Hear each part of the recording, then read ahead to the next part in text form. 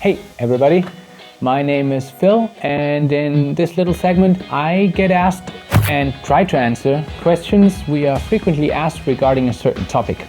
Oh, and I was looking forward to this one, to be honest, because this time I'm finally able to answer questions about a product we have been working on quite some time now, the pinch.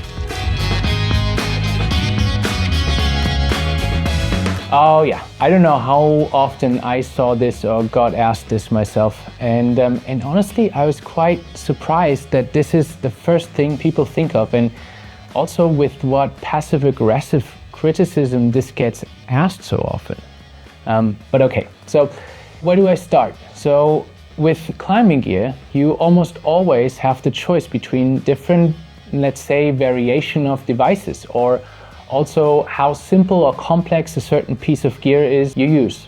Those differences are there because they usually offer a cool feature or possibilities, but as always in life there is a trade-off, because going for this option might mean oftentimes giving up or compromising on something else. Okay, so example, going with a super light harness means oftentimes compromising on comfort, and vice versa. Or let's take other belay devices. A tube-like belay device offers, apart from other things, lightweight and the possibility to go climbing with a double rope system, for example. Or let's take locking binders. You have connectors you need to open and close with a tool, like a screw link, to quadruple locking binders, to triple locking binders, to twist locking binders, to mechanisms like the Megatron or the slider carabiner, each of them offering a different ease of handling in this example, with the compromise that you need to pay more attention to the way of using it, if we stay in this example. So, long story short, think of the possibilities of attaching the pinch just like that. You can attach it still the conventional way, connecting it with a carabiner to your harness. So there you go, for all people not feeling comfortable with anything else. Or because for certain scenarios, this might be the best option for whatever reasons. And you can connect the pinch directly, and we have made the device in a way that it locks completely by itself. And you even have the possibility to back up this directly attached device with a carabiner. So you basically have three options, and you can decide with which you feel most comfortable. Just like with the locking binders. There are people attaching their belay device with a directional carabiner, only a triple lock, or even a slider. Everybody simply decides this for him or herself, and ultimately for their climbing buddy. We went for the possibility of skipping the carabiner completely, not with the argument of saving on a binder, everybody has enough of those, right? But simply because we wanted to offer the most radical solution, and we did not want to rely solely on the backup, as this poses an obvious risk that people forget it or clip it in the wrong way. But I would say that especially with the backed up direct attachment option, there is not really an argument why not to go for the direct attachment. But remember, you can always choose the good old way. So that is one part of the answer, of course. Now, for attaching it directly, let's also have a closer look at what mechanisms are at work here as well. For one, there is this button to open it. This button has to be pressed distinctively inside for the shell to open up. And additionally, at the attachment point here, there is this little lip here. And this lip here guarantees that the load is shared between both side plates equally, but also locks the device additionally when under load, making it impossible to open, at least in this scenario. So the question stands, could I accidentally open the device in an unloaded scenario? And the answer to this is no.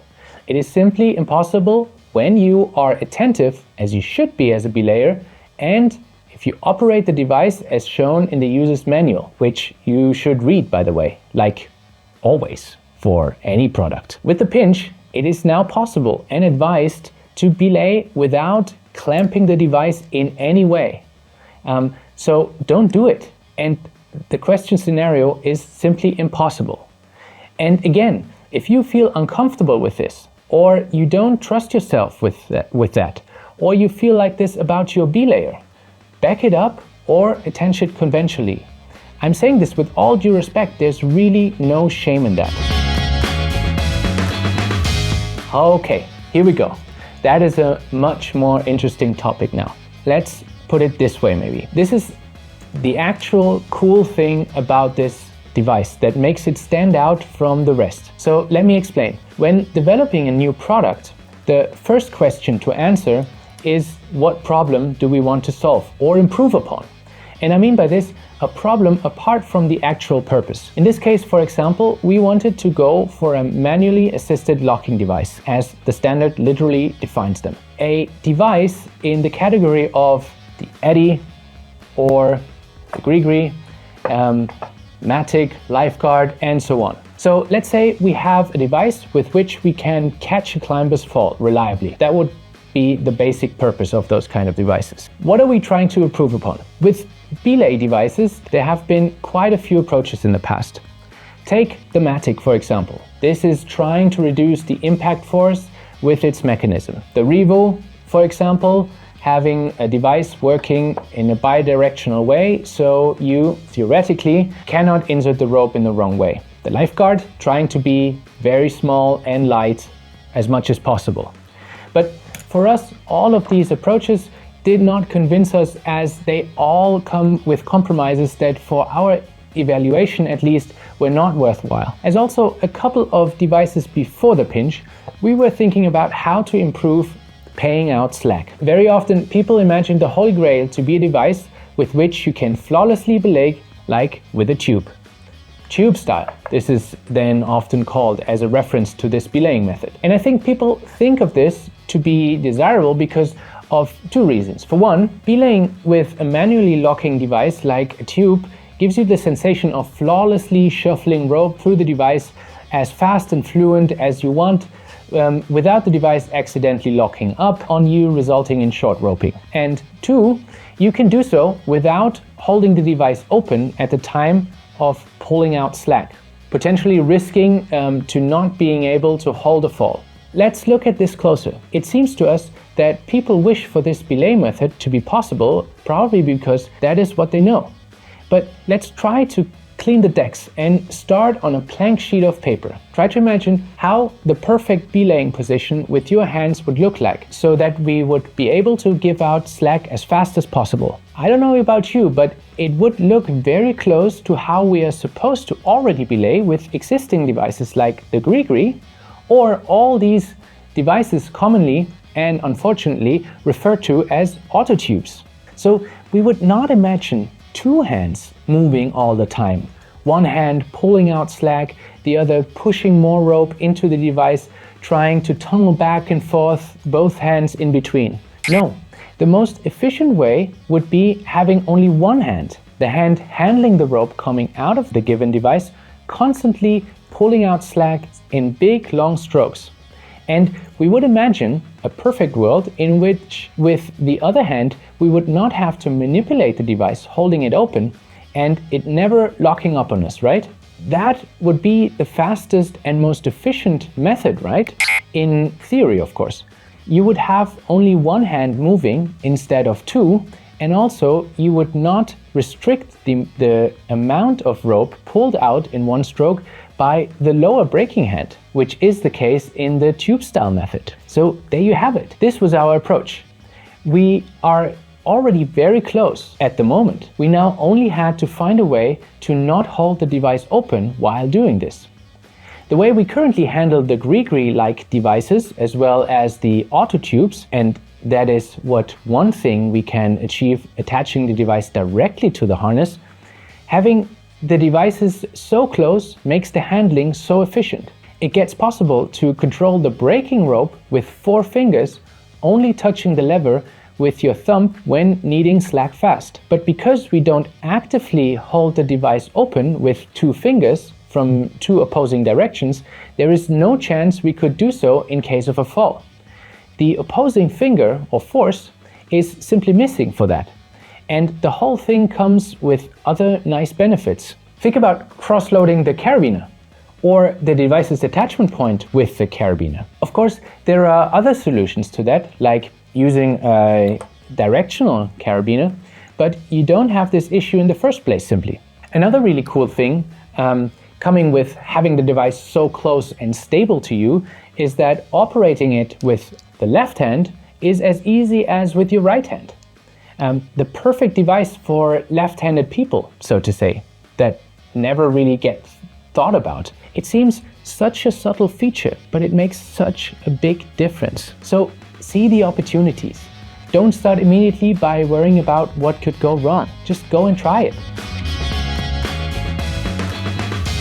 Oh yeah, another interesting topic. So when you ask this a German manufacturer, prepare to deal with a German answer from a manufacturer's point of view, of course. But it is an important question and answer, because currently out there it leads to quite some concerning misconceptions about certain devices, and as we recently even more obviously saw, misconceptions of how to handle certain devices.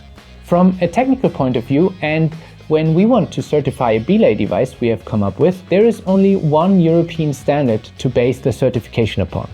And this would be the EN 15151. This standard defines two kinds of devices and addresses them in two parts, namely then the EN 15151-1 that cares about braking devices with manually assisted locking, and the 15151-2 defining requirements for manually braking devices. Okay, in more simple words, these devices would be braking devices with manually assisted locking, and these would be manual braking devices. We already see the term auto is to be found nowhere. And by the way, this is the same if we would look at the UIA standard for braking devices for our outer European viewers. And to use the term auto from a manufacturer's point of view is, well, not ideal. Besides the fact that these kinds of devices officially are never called something like this, the term auto might tempt people to assume the thing does everything or something by itself. An issue we have recently seen quite impressively when it seemed to be new to many people when Petzl emphasized again in a recent campaign to please always control the braking rope with at least one hand.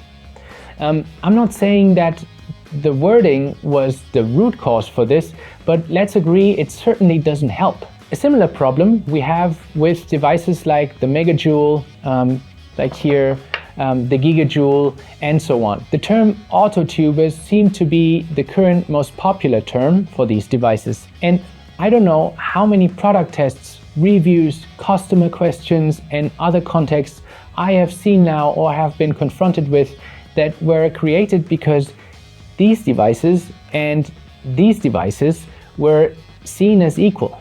And the thing is, they are really not. To understand this, you only have to take a quick look at a simple difference in the testings of both of these kind of devices, specified in the 15151. The one addressing the manually assisted locking devices, remember, requires a dynamic test in which the device is attached to a structure and a weight falls past the device with the braking rope unattended at the other side. The weight then obviously needs to be caught by the device without exceeding a defined measure of rope slip. But now, what does this test? It tests if the device is really independent of the braking hand or braking rope position. Certainly an increased level of safety when operating these kind of devices in practice. And it gets very clear that even if devices like the megajoule gives you the sensation of a self-locking mechanism, it would not pass this test when both strands enter and exit the device parallel.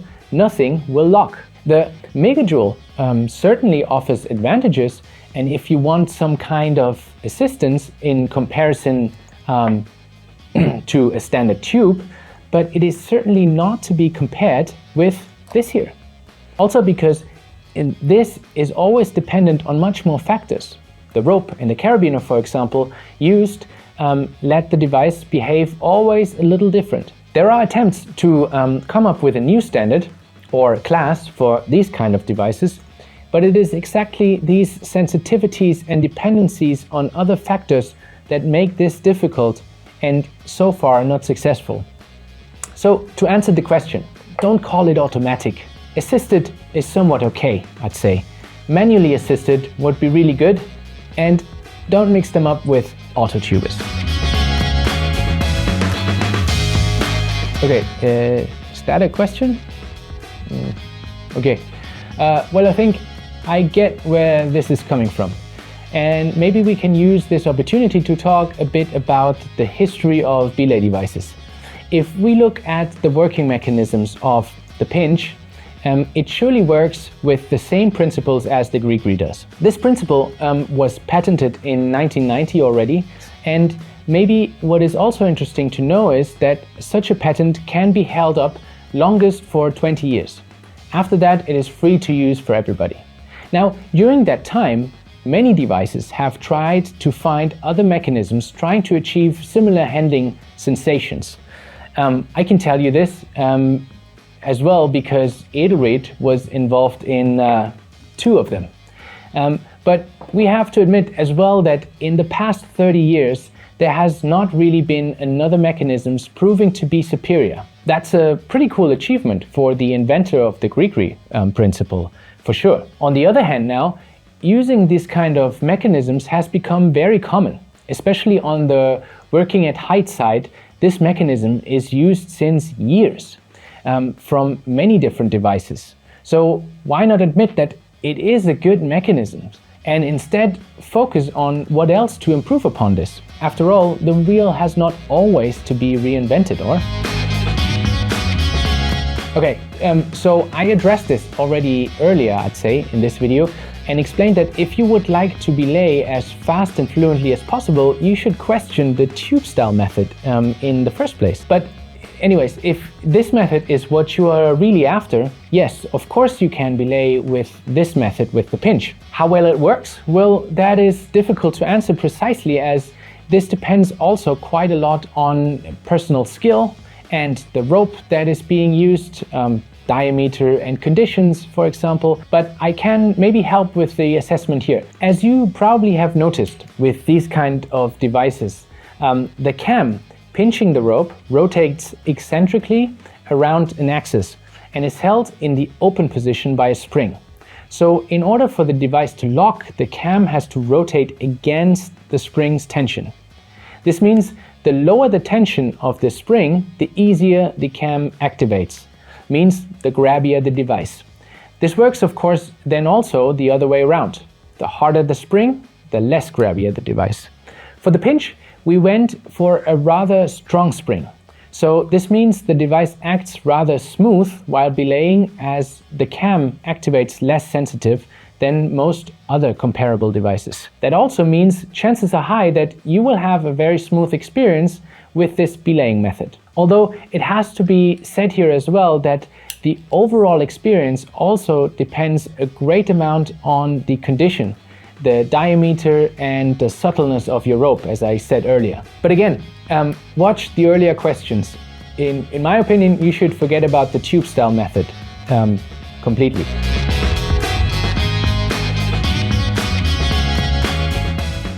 Yes, you can. And it is a really cool feature, to be honest, because combining this with the conventional way of attaching the device with a carabiner, you can orientate the device at a stance in 90-degree steps, which give you all the possibilities to set up an effective belay. What are the things you should pay attention to? We specify that anything you connect the pinch directly on should have a minimum diameter or width of 10 millimeters. This way it is guaranteed that the lip here I talked about earlier really engages, and for one, the load is distributed equally to both side blades and the device can't open on the load. The other thing to take care of when installing the device is, of course, that it is not jammed up in any weird way and that the lever is always accessible and can operate in its full range at any time.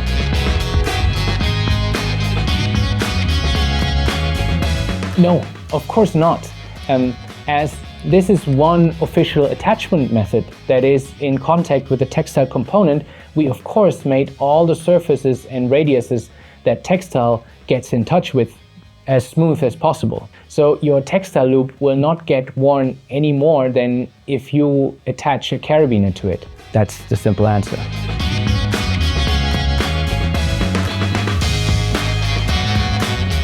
Oh yeah, that is another good one. In general, panic functions seem to be somewhat of a sensitive topic we come to experience. Some love it, some hate it. Though actually they should be very justified. Several accident statistics have shown that a great number of accidents with such kind of devices happen not while belaying, but while lowering actually. For us, it was therefore clear that we wanted a device with which you would be able to choose if you have it with or without this feature. So notice that you will find a little screw with your pinch with which you can permanently disable the panic function by screwing it in this little hole here. So check your packaging. Don't throw it away with the screw. It's tiny, I know. But back to the question. Those who hate this feature are most probably those that find themselves more often in situations where they repeatedly get the lever to jump into this panic mode. That can be really disturbing, I know.